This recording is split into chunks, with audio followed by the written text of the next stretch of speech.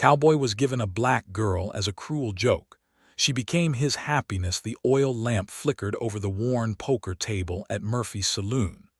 Smoke hung thick in the air as cowhands and townspeople pressed closer to watch the game. 5 men sat around the green felt, but only 2 mattered now. Ezekiel Merriweather studied his cards with the same calm he used to gentle wild horses.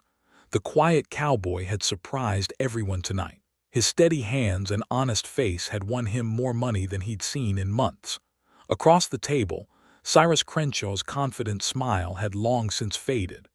Crenshaw was known throughout Bitter Creek for his silver tongue and sharp dealing.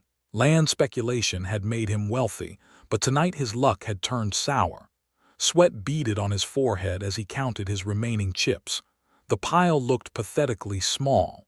Zeke laid down 2 pairs and waited. The saloon fell silent except for the tick of the wall clock. Crenshaw's face darkened as he threw his cards down in disgust. The pot held more money than Zeke made in 3 months of hard riding. Crenshaw reached for his wallet, then stopped. His fingers drummed the table as his mind worked. "Well now, seems I'm a bit short on cash." Crenshaw's voice carried across the quiet room. "But I got something else might interest you." Zeke shifted uncomfortably. He wanted his winnings and to get out of there. Gambling wasn't his nature, but desperation had driven him to the table tonight. His horse had gone lame and he needed money for a new mount. "I got me a colored gal down in San Antonio, real educated type. Can read and write better than most folks in this room." Crenshaw's eyes glittered with malice. "She's worth more than what's in that pot." The room erupted in cruel laughter. Men slapped their knees and elbowed each other. Someone whistled low. Another called out encouragement to take the deal. Zeke's stomach turned. This wasn't what he'd signed up for. He glanced around the room at the eager faces surrounding him. Every eye was fixed on him, waiting for his answer. The social pressure pressed down like a physical weight. "I don't know about this, Crenshaw. Come now, Merriweather, a deal's a deal. You won fair and square." Crenshaw leaned back in his chair. "Unless you're too yellow to collect your winnings." The challenge hung in the air. In a place like Bitter Creek, backing down from a wager meant losing respect. Zeke looked at the money on the table, then at the expectant faces around him. His conscience warred with necessity and social expectation. "All right," he said quietly. "One hand for it all." He won. The next morning, Zeke waited by the stagecoach depot with growing dread, wondering what he'd gotten himself into. The stagecoach rolled into Bitter Creek at 9:30, dust swirling behind its wheels. Zeke stood beside the depot, his hat pulled low against the morning sun. His hands trembled slightly as he watched the driver climb down and begin unloading bags. The door opened. A woman stepped out with careful dignity. She was nothing like what the saloon crowd had expected. Her dress was simple but well-maintained, her posture straight and proud. Intelligence sparkled in her dark eyes as she surveyed the small crowd that had gathered to gawk. She carried herself like someone accustomed to respect, not someone who could be owned. "You Merriweather?" The stagecoach driver consulted a piece of paper. Zeke nodded, unable to find his voice. "This here's Tessa Jameson, paid passage from San Antonio." The driver handed over a small traveling bag. "Good luck to you both." Tessa looked directly at Zeke. No fear showed in her expression, only careful assessment. She was taking his measure just as thoroughly as he was taking hers. "I suppose you're my new circumstances," she said quietly. The words hit Zeke like a punch to the gut. This wasn't some broken soul grateful for rescue. This was an educated woman forced into an impossible situation through no fault of her own. "Ma'am, he cleared his throat. "This ain't what I intended." Several townspeople had gathered to witness the spectacle. Mrs. Henderson from the general store whispered behind her hand to her neighbor. 2 cowboys from the Lazy J ranch nudged each other and snickered. Word traveled fast in Bitter Creek. Sheriff Duncan Coughlin emerged from his office across the street. The grizzled lawman had seen 40 years on the frontier and thought he'd witnessed every kind of human folly. He leaned against a post and watched the proceedings with detached interest. Legal or not, It wasn't his concern unless someone caused trouble. "We should get moving," Zeke said. They walked through town toward his small cabin. Tessa maintained her composure despite the stares and whispers that followed them. Children peeked around their mothers' skirts. Men paused their work to watch them pass. The weight of judgment pressed down from every direction. Zeke's cabin sat at the edge of town, modest but clean. He'd built it himself 3 years back when he decided to settle in Bitter Creek. 2 rooms, a small kitchen, and a linta for his horse. "You can have the back room," he said, opening the door. "I'll sleep out here by the stove." Tessa stepped inside and looked around. The cabin was spartanly furnished but tidy. Books sat on a small shelf, more than most cowboys owned. A Bible rested on the kitchen table beside a half-finished letter. "You read," she observed. "Some. My mother insisted on schooling before she passed." "Mine too." Tessa set down her bag, though she had to fight harder for the privilege. The comment hung between them, acknowledging realities neither wanted to discuss directly. Over the following days, their arrangement settled into an uncomfortable routine. Zeke left early for work on the surrounding ranches. Tessa kept to the cabin, emerging only for necessities. But even those brief excursions proved challenging. At Henderson's general store, Mrs. Henderson refused to serve Tessa directly. The woman would only conduct business with Zeke present, speaking to him about Tessa as if she weren't standing right there. Other shopkeepers followed suit. Children began throwing pebbles when Tessa walked to the well. Their parents watched from porches without intervening. Some even smiled. Respectable families crossed to the opposite side of the street when they saw her coming. Conversations stopped when she approached, then resumed in harsh whispers after she passed. The hostility affected Zeke's work as well. Several cowhands at the Morrison Ranch made crude jokes about his housekeeping arrangements. When he didn't laugh along, they grew sullen. The foreman started assigning him jobs that kept him isolated from the other men. At the Lazy J, things were worse. 2 riders quit rather than work alongside him. The remaining hands treated him with barely concealed contempt. One afternoon, Zeke returned home to find Tessa tending to his horse behind the cabin. The mare had developed a severe limp that morning, and Zeke had feared she might need to be put down. But Tessa had the horse's hoof elevated, examining it with practiced hands. She'd located a deep stone wedged near the frog and was working it loose with careful precision. Her movements showed familiarity with animal anatomy. "Easy girl," Tessa murmured to the mare. "This will help." She extracted the stone and cleaned the wound with water and herbs Zeke didn't recognize. Then she applied a poultice and wrapped the hoof with strips of cloth. "Where'd you learn to do that?" Zeke asked. "A good doctor taught me many things." Tessa didn't elaborate, but her tone suggested fond memories. Animals and people aren't so different when it comes to healing. The horse's improvement was dramatic. Within 2 days, the limp disappeared entirely. Word spread through town, as it always did. Meanwhile, Crenshaw's bitterness festered. He'd expected Zeke to be humiliated by the arrangement, to become a laughingstock. Instead, Zeke's quiet dignity in the face of social pressure had earned him a different kind of respect from some quarters. This infuriated Crenshaw.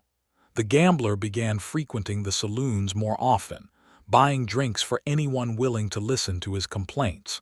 He spoke of unnatural arrangements and questioned what kind of man would treat such a situation with respect rather than dominance. His words found fertile ground in some minds, poisoning the already tense atmosphere. The sickness came with the dawn. Mrs. Patterson found her youngest son burning with fever, his small body racked with violent cramps. By noon, 3 more children showed the same symptoms. The telltale signs were unmistakable to anyone who'd seen cholera before. Dr. Morrison had treated the territory's ailments for 15 years. He'd survived gunshot wounds, broken bones, and difficult births. But the disease that swept through Bitter Creek showed no mercy for experience. Within 48 hours, the town's only physician lay delirious in his own bed. Panic spread faster than the sickness itself. Families barricaded themselves in their homes. The healthy fled toward neighboring settlements, loading wagons with whatever they could carry. Those too poor to leave huddled behind locked doors and prayed. Sheriff Coughlin found himself managing a crisis beyond his expertise. Law and order meant nothing when death stalked the streets. He'd sent riders to Fort Collins begging for medical help, but the nearest doctor was 5 days away. Too far, too late. By the third day, 7 people had died. The youngest was barely 4 years old. Zeke returned from checking on his remaining livestock to find the town transformed. Shuttered windows stared like empty eye sockets from abandoned buildings. The few people still moving kept cloth pressed over their faces and hurried past without acknowledgement. He found Tessa sitting at their kitchen table, staring out the window at the ghost town Bitter Creek had become. "It's cholera," she said without turning around. "I've seen this before." Something in her voice made Zeke pause. Not fear, but recognition. The tone of someone who knew exactly what they were looking at. "People are dying," he said. "More will die without proper treatment." Tessa stood and began pacing the small room. Her composed mask had slipped, revealing an inner turmoil.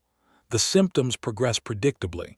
First the fever and cramping, then severe dehydration. Most die within days without intervention. "You sound like you know medicine." Tessa stopped pacing. For a long moment, she studied Zeke's face, weighing some internal decision. "I do know medicine." The admission hung between them like a revelation. A desperate pounding on the door interrupted whatever might have come next.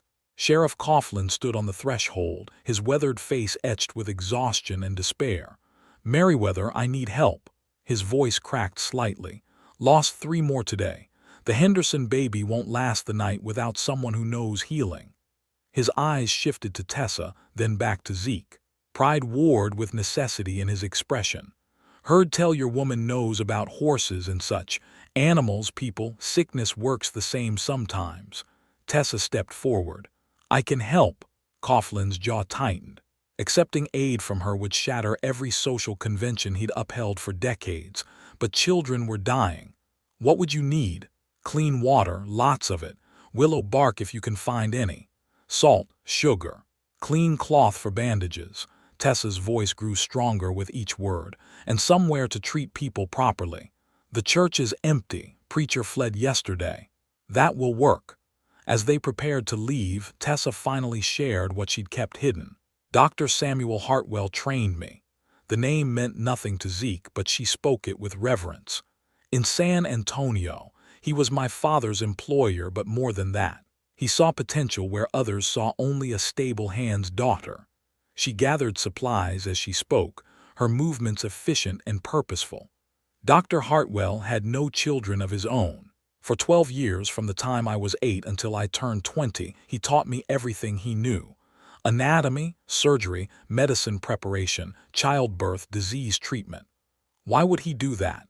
Because he believed knowledge shouldn't die with him. Because he thought healing was more important than convention. Tessa tied her hair back with practiced motions. "He secretly trained several freed slaves. Said the world needed more healers, regardless of their color." They reached the church to find several desperate families already waiting. The building that had recently echoed with hymns now served as a makeshift hospital. Tessa surveyed the space with clinical efficiency. "We'll need separate areas for different stages of illness. Clean water source away from waste. Ventilation to prevent spread." She moved among the sick with confidence that surprised everyone present. Her hands were gentle but sure as she examined patients, asked questions, assessed symptoms. "This woman needs immediate rehydration. Mix salt and sugar in clean water, small sips every few minutes." She demonstrated the technique to a worried husband. "This child has progressed further. We need to control the fever first." Zeke watched her transformation with amazement. This was who Tessa truly was beneath the social constraints that had defined her since arriving in Bitter Creek. Not someone's property or problem, but a healer with knowledge that could save lives. "You mentioned seeing cholera before," he said during a brief quiet moment. "San Antonio, 1869. Worse outbreak than this one. Dr. Hartwell and I treated over 200 patients in 6 weeks. Her hands never stopped moving as she prepared medicine. Lost too many, but we saved more than we lost. What do you need from me? Tessa looked up, surprised by the question. In her experience, men typically told her what to do, not asked how they could help. Organization, supplies. Someone people will listen to when I tell them what needs doing. You got it. Word spread quickly that the church had become a treatment center. Some families came desperately seeking help. Others stayed away, suspicious of Tessa's methods or unwilling to trust their lives to her care. But as the first patients began showing improvement, attitudes started shifting. The makeshift hospital needed organization that only military experience could provide. Zeke studied the chaos of desperate families, inadequate supplies, and overwhelming need. Something clicked in his mind, muscle memory from years he rarely discussed. We need separate areas, he announced.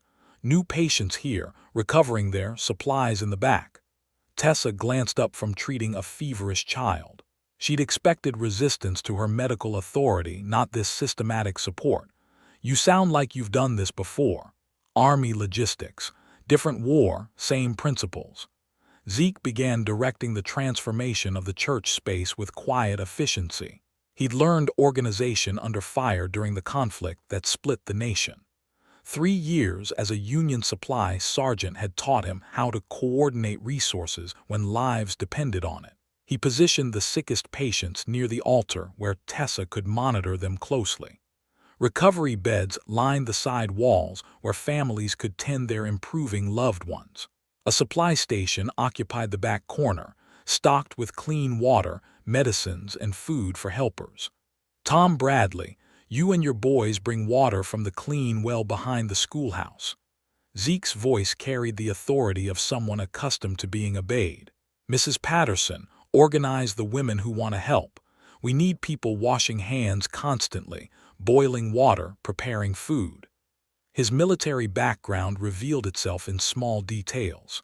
The way he established clear pathways through the space to prevent contamination. How he organized supplies for quick access during emergencies. The systematic approach to tracking which patients needed what treatment when. During the war, I coordinated medical supply deliveries to field hospitals, he explained while setting up a triage area. Saw enough doctors work to understand the basics. How to stop bleeding, set bones, assist during surgery. You never mentioned military service. Most folks around here fought for the other side. Easier to keep quiet about it. Tessa worked with renewed energy knowing someone understood the medical process. When she called for specific supplies, Zeke anticipated her needs. When patients required immediate attention, he managed the waiting families with calm authority. The Henderson baby, who'd been near death when they started, began showing signs of improvement. Her fever broke on the second day. Her mother wept with relief as the child took her first solid food in nearly a week. Word of their success spread through the remaining population. More families arrived seeking help. Some came reluctantly, prejudice warring with desperation. Others arrived grateful for any chance at survival. Sheriff Coughlin became a frequent presence, initially checking for trouble but staying to help. The crisis had stripped away social pretenses, revealing character beneath convention. He found himself respecting both Tessa's medical skill and Zeke's organizational leadership.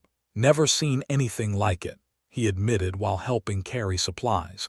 You two work like you've been partners for years. But not everyone appreciated their efforts. Crenshaw appeared at the church on the fourth day, his usual polished appearance disheveled from drinking. He surveyed the organized treatment center with obvious displeasure. Interesting setup you got here, he said loud enough for nearby families to hear. Letting her play doctor with your children. Several people looked up nervously. Doubt crept across faces that had been filled with hope moments before. She saved 6 lives already, Zeke replied quietly. Has she? Or just delayed the inevitable? Crenshaw's voice carried the practiced manipulation of a professional gambler. Mighty convenient, this sickness showing up just when she needs to prove her worth. Tessa's hands stilled over her current patient. The accusation hit like a physical blow. "That's enough." Sheriff Coughlin stepped forward. Days of witnessing Tessa's dedication had changed his perspective completely. "This woman's been working around the clock saving people. I won't have you spreading poison in my town." "Your town?" Crenshaw laughed bitterly.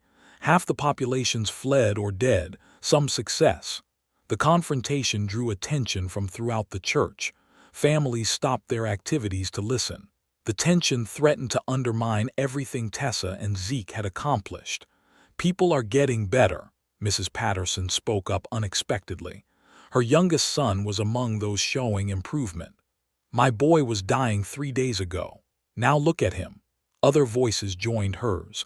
Parents whose children had survived. Husbands whose wives had recovered. The testimonies came hesitantly at first, then with growing confidence. Crenshaw's expression darkened as he realized his manipulation was failing. These people had witnessed Tessa's healing work firsthand. Their gratitude outweighed their prejudices.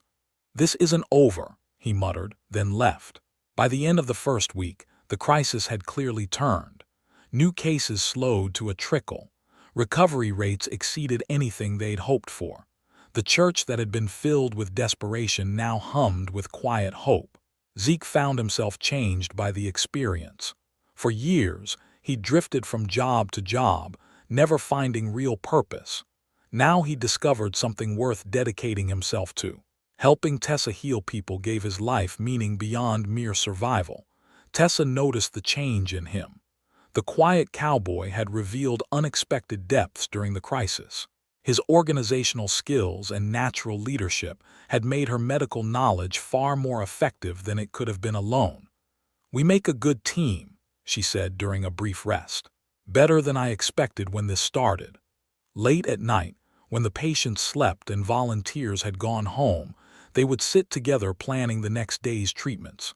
Two people who'd been thrown together by cruelty had found something neither had expected. But Zeke had begun noticing troubling details about how the outbreak started. Questions that needed answers before the crisis truly ended. The pattern bothered Zeke more each day. Cholera didn't strike randomly like lightning or wildfire. It followed water sources, trade routes, places where infected materials gathered. But Bitter Creek's outbreak had started in scattered locations with no obvious connection. He'd learned enough about disease during the war to recognize inconsistencies. The first cases appeared simultaneously in 3 different neighborhoods. No shared well, no common gathering place, no logical explanation for the spread pattern. While Tessa treated the remaining patients, Zeke began investigating quietly. He visited the homes where the sickness first appeared, asking careful questions about anything unusual in the days before people fell ill. At the Patterson house, he found the answer. "Strangest thing," Mrs. Patterson said while folding laundry her recovered son had soiled during his illness. "Day before Billy took sick, someone left a bundle of blankets on our porch. No note, nothing. Figured it was charity from the church. What happened to those blankets? Used them that very night. Billy complained they smelled funny, but we were grateful for the warmth." Zeke felt ice form in his stomach. "Anyone else get blankets like that?" The Hendersons mentioned something similar. The Morrison family too. 3 families, 3 bundles of blankets, 3 locations where cholera first appeared. Zeke rode hard to the Henderson place. Mrs. Henderson confirmed the story. Anonymous blankets had appeared on her porch the day before her baby fell ill. She'd washed them, used them, thought nothing of mysterious charity until now. The Morrison Ranch told the same story. Blankets, no explanation. Sickness following within hours. Someone had deliberately infected Bitter Creek. Zeke's investigation led him to the freight office where all shipments into town were recorded. The clerk, grateful that his own family had survived thanks to Tessa's treatment, showed Zeke the delivery records without question. 3 entries caught his attention. Anonymous packages delivered to specific addresses on the same day. Paid for in cash by someone who hadn't left a name, but the handwriting on the delivery forms looked familiar. Zeke had seen that precise script before. on IOUs, on gambling debts, on the deed transfers Crenshaw used in his land speculation business. That evening, Zeke confronted Crenshaw outside Murphy's saloon. The gambler emerged unsteady from drinking, his usual polish completely gone. "Interesting coincidence," Zeke said quietly. "Blankets showing up just before folks got sick." Crenshaw's eyes sharpened despite the alcohol. "Don't know what you're talking about. Freight office keeps good records. Amazing what you can learn when people are grateful you saved their children." "You can't prove anything." "Can't I?" Zeke pulled out a folded paper. "Delivery receipt, your handwriting, payment records showing cash transactions same day blankets arrived." Crenshaw's face went white, then red with fury. "So what if I did? This town needed shaking up. Too comfortable, too set in its ways." His voice slurred with drink and desperation. "You think I wanted to spend my life in this backwater? I had plans, big plans. Plans that required people to die, plans that required people to leave." Crenshaw swayed slightly. "Buy up properties cheap when folks fled. Sell to the railroad when they came through next year. Simple business. Except Tessa stopped your epidemic." The name brought fresh rage to Crenshaw's face. His entire scheme had collapsed because of her medical knowledge. Instead of mass death and exodus, Bitter Creek had pulled together and survived. Shouldn't have been possible. No doctor for hundreds of miles. People should have died or run. He laughed bitterly. "Then your property shows up knowing more medicine than most real doctors. She saved this town. She ruined everything." Crenshaw's hand moved toward his gun, then stopped. Even drunk, he wasn't fool enough to draw on someone in the middle of town. Zeke walked away, leaving Crenshaw swaying outside the saloon. The next morning, Zeke brought his evidence to Sheriff Coughlin. The lawman studied the papers with growing disgust. His transformation during the crisis was complete. The man who'd once enforced social conventions without question now saw justice in clearer terms. "This is enough to hang him," Coughlin said finally. "Will you arrest him?" "Already sent deputies to bring him in, but he's gone, cleared out sometime during the night." Word of Crenshaw's guilt spread through Bitter Creek like wildfire. The revelation that their crisis had been manufactured for profit shocked even those who'd remained suspicious of Tessa's methods. But Crenshaw had one final card to play. He returned 2 days later with a small group of armed men from neighboring towns. Men who knew nothing of Tessa's healing work or Zeke's investigation. Men who'd been told that Bitter Creek was harboring dangerous criminals. "That woman brought disease to your town," Crenshaw announced from horseback in the main street. "Used witchcraft and poison to make herself look like a healer, and that man helped her do it." Several townspeople emerged from buildings, confused by the accusations. The strangers with Crenshaw looked ready for violence, convinced they were confronting dangerous criminals. "She saved us," Mrs. Patterson called out. "Lies," Crenshaw shouted back. "She caused the sickness, then pretended to cure it. Classic con game, you've all been fooled." The moment balanced on a knife's edge. Armed strangers believed they faced criminals. Townspeople knew they faced their saviors. Sheriff Coughlin stood in the middle, his hand resting on his gun. The town's choice would determine everything. Sheriff Coughlin stepped forward, his weathered face calm despite the tension crackling through the street. The armed strangers shifted nervously, hands hovering near their weapons. Crenshaw sat his horse with desperate confidence, believing his final gambit would succeed. "Boys, you've been misinformed," Coughlin said clearly. "This man here is the criminal. Got proof he deliberately spread disease in my town." "He's lying," Crenshaw snarled. "They're all under her spell. Can't you see what's happened here?" Tom Bradley emerged from his shop, his young son beside him. The boy who'd nearly died now stood healthy and strong. "This woman saved my child's life, worked day and night when he was dying." Mrs. Henderson appeared in her doorway, her baby in her arms. The infant gurgled happily, showing no sign of the illness that had nearly claimed her.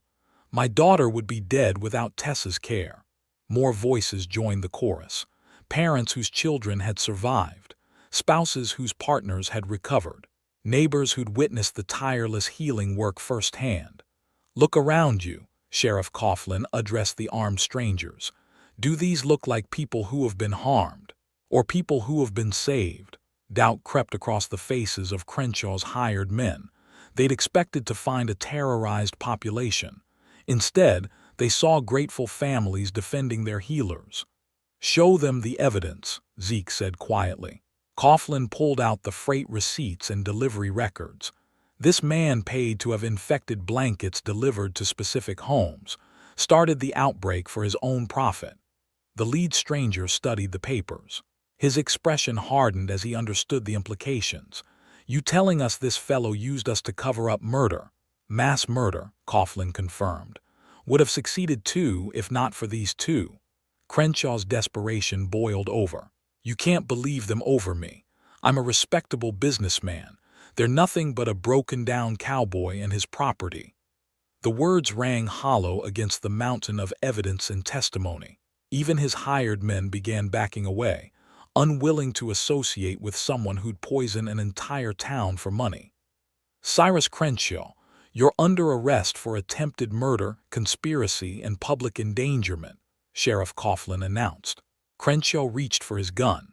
3 of his own men drew faster, unwilling to let him make them accessories to more violence.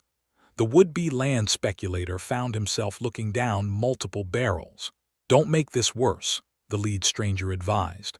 "You've dug a deep enough hole already." The arrest happened without gunfire. Crenshaw's grand scheme collapsed as completely as his cholera plot had failed. Within an hour, he was locked in the town jail awaiting trial. That evening, the town council convened an emergency meeting. The crisis had changed Bitter Creek's leadership as much as its people. Men who'd once enforced rigid social hierarchies now faced new realities. "We need a permanent medical practitioner," Councilman Morrison announced. "Someone who knows healing and has proven themselves under pressure." "I nominate Tessa Jameson," Sheriff Coughlin said without hesitation. "Best qualified person in 300 miles. The vote was unanimous. Zeke found himself appointed as deputy sheriff and medical assistant. His organizational skills and natural authority had impressed everyone during the crisis. The town needed leaders who could handle emergencies with competence and courage. 3 months later, Bitter Creek looked like a different place. The church had been converted permanently into a medical clinic. Tessa's practice thrived as word spread throughout the territory. People traveled days for treatment from the skilled healer who'd stopped a cholera epidemic. She'd started a small medical school, teaching basic health care to local women. Knowledge that had once been restricted now spread freely to anyone willing to learn. Zeke managed the clinic's operations and served as deputy sheriff. His military experience proved invaluable for both roles. The quiet cowboy had found his true calling in service to others. The integration happened gradually, but inevitably. Children who'd been saved by Tessa's medicine didn't see color in their healer, only caring hands that had eased their pain. Their parents followed suit. Murphy's saloon still hosted poker games, but the cruel laughter had been replaced by respectful conversation. The same room where Tessa's fate had been decided as a joke now welcomed her as an honored member of the community. 6 months after Crenshaw's arrest, Bitter Creek celebrated its first integrated harvest festival. Families of all backgrounds shared food, music, and stories. The divisions that had once seemed permanent proved temporary when faced with shared humanity. Tessa and Zeke sat on the clinic porch, watching children play together in the street. The cruel joke that had brought them together had become the foundation of genuine happiness and community transformation. "Never imagined it would turn out like this," Zeke said. "The best outcomes rarely match our expectations," Tessa replied. The sunset painted the sky in shades of gold and crimson.